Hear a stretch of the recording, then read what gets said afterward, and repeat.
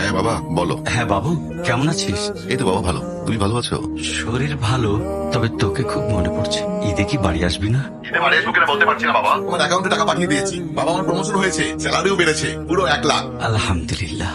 বাবা তুমি তো বলেছিলে পিতৃঋণ কখনো শোধ হয় না। তুমি 26 বছরে আমার পিছনে যত টাকা খরচ করেছো, তুমি কি জানো আগামী 5 বছরে সেই টাকা তোমায় ফিরিয়ে দিতে পারবো? আমার এখন স্যালারি মাসে 1 লক্ষ টাকা বাবা। ও এই কথা, তাহলে শোন, তোর বয়স যখন 4 তখন আমার বেতন 3,000 টাকা। 1200 টাকা ঘর ভাড়া দিয়ে 1800 টাকায় চলে সংসার। তোর মাকে সুখী করতে প্রতি ঈদে কোরবানি দিতে।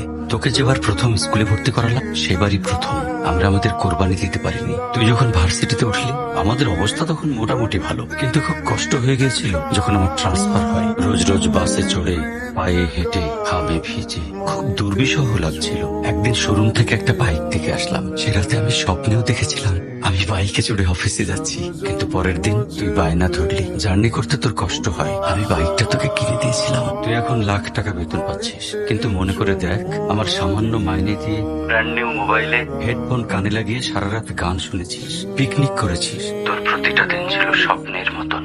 আর তোর টাকা নিয়ে আমি এখন হার্টের বাইপাস করাই, ডায়াবেটিক মাপাই। জানিস বাবা, আমার মাছ খাওয়া নিষেধ, মাংস খাওয়া নিষেধ। কি করে এত টাকা খরচ করি বল? চুপ করো বাবা প্লিজ, আমি তোমার কাছে চলে আসবো। তোমার টাকা না, আমি তোমার ভালোবাসা তোমায় ফিরিয়ে দিব বাবা।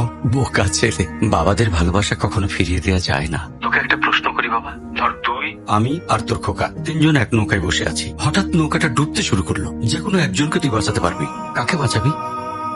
থাক, উত্তর দিতে হবে না। ছেলেরা বাবা হয়, বাবারা কখনো ছেলে হতে পারে না।